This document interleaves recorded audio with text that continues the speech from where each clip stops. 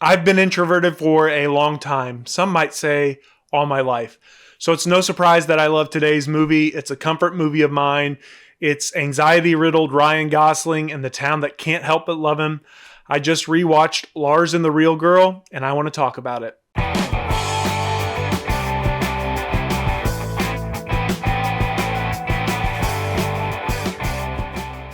Lars is lonely. He lives on his family's property in the detached garage, while his brother Gus and his wife Karen live in the house.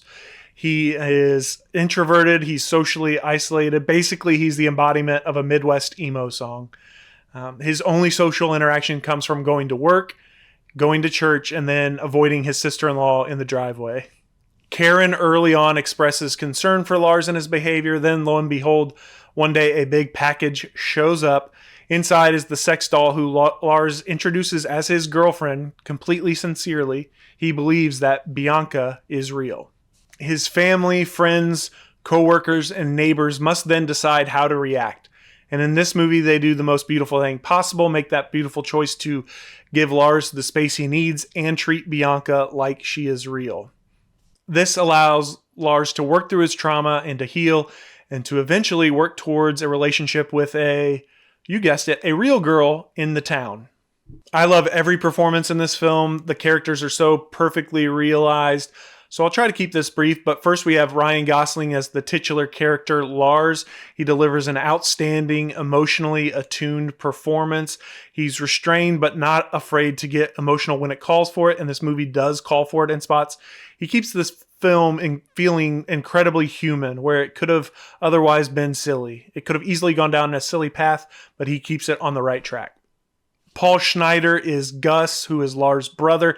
He's confounded by his brother's delusion. He's skeptical of the doctors and his wife's plan to go along with it. But in the end, he's extremely loving. He's protective and compassionate. I really think it's clear that his wife, Karen, has kind of led him to a place in his life where he is able to deal with this situation, even if he pushes back a little bit at first.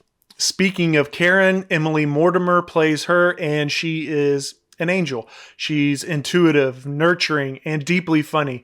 While this situation the family is going through is absurd and scary, it's all played seriously, but Karen is a little relief valve for humor in a lot of spots. The way she reacts to things, her refusal to sit idly by. It's my favorite performance of hers since The Newsroom, which is a great show to watch if you haven't seen that. Sorry, I'm carrying on, but Patricia Clarkson plays the doctor. She's calm and patient. She takes a really human approach with the treatment for Lars. She also doesn't mind telling it like it is, which is great in a doctor, but it's also another kind of a relief valve for some humor in this story. She's very dryly funny. Kelly Garner as Margot is sweet and charming. She never judges Lars, and she's one of the only ones in the town, who does not do that. Kind of wildly, though, she also never loses romantic interest through everything that he's going through. We got to talk about Bianca. She's chic, understanding, she's not one to complain, and she's a really good listener. Lars and the Real Girl was directed by Craig Gillespie, whose previous work includes Dumb Money, I, Tonya, and Cruella. The cinematographer is Adam Kimmel, and I'm only familiar with Capote from his filmography. I actually haven't seen any of those movies, though, so if you think any are worthwhile and worth watching, let me know in the comments below. The way this movie is shot really highlights Lars' discomfort with people.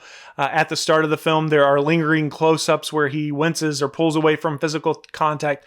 With that focus on his face, you can also see him process bits of information by how other characters are treating him or reacting with him as he brings Bianca along.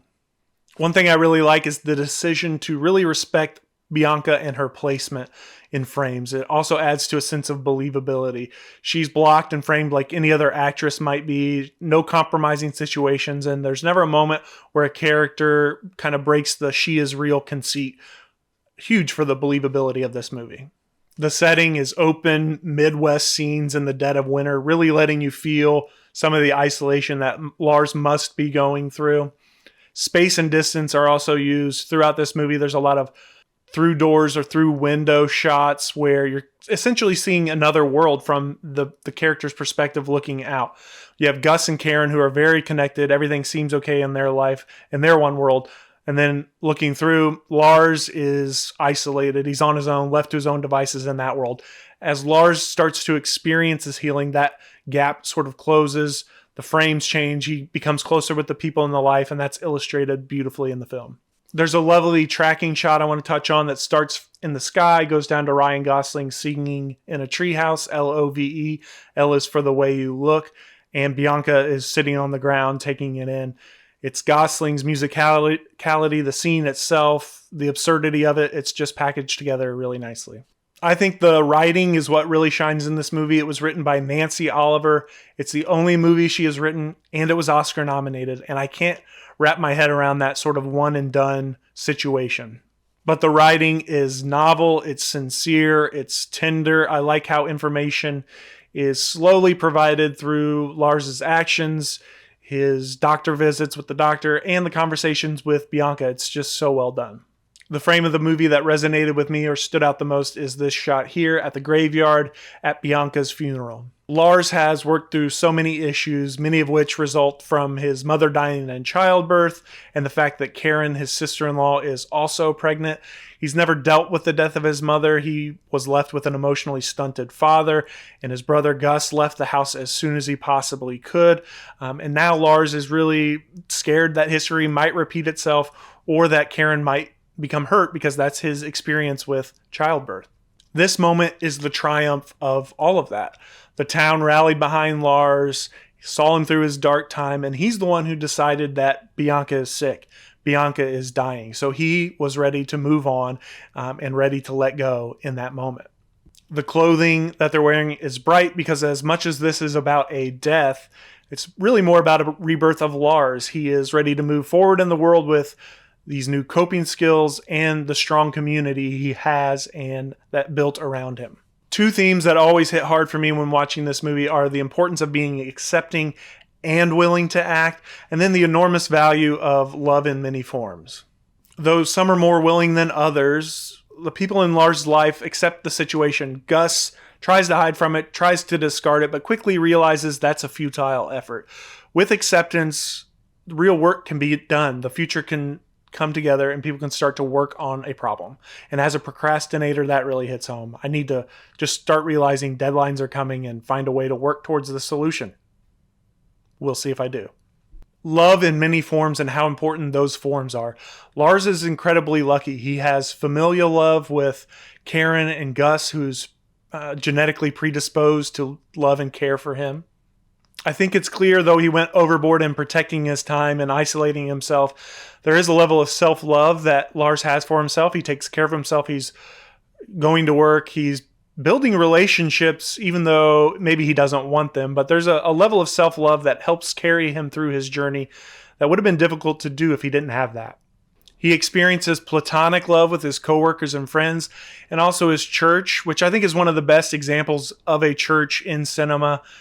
There's some grumbling when they first learn about Bianca and what they are asked to do, but they decide to lead with love and protect the flock.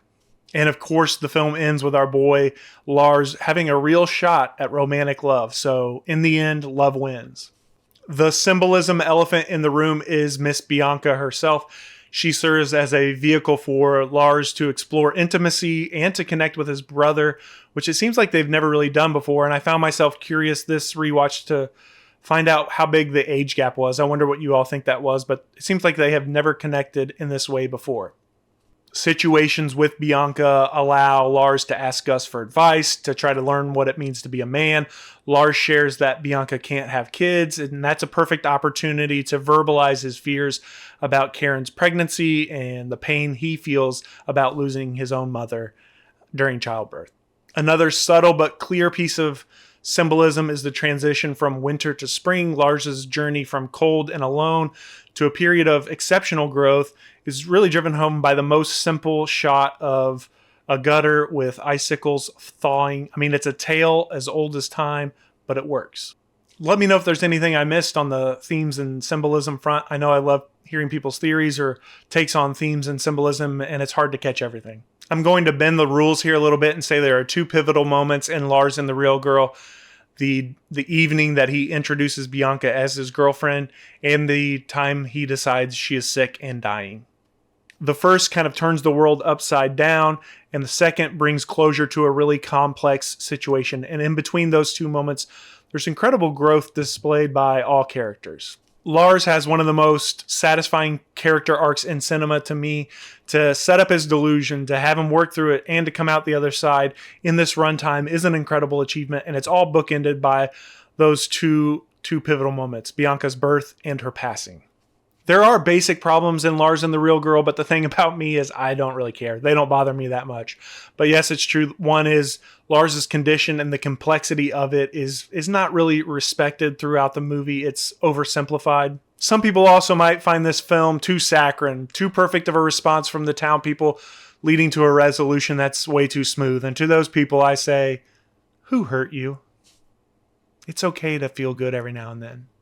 And if we're really scrutinizing, Margot just kind of shows up one day and rides out a really weird situation, and in the end is ready to date Lars. So probably the character with the least depth in this movie for sure. I've not been very subtle about how much I like this movie.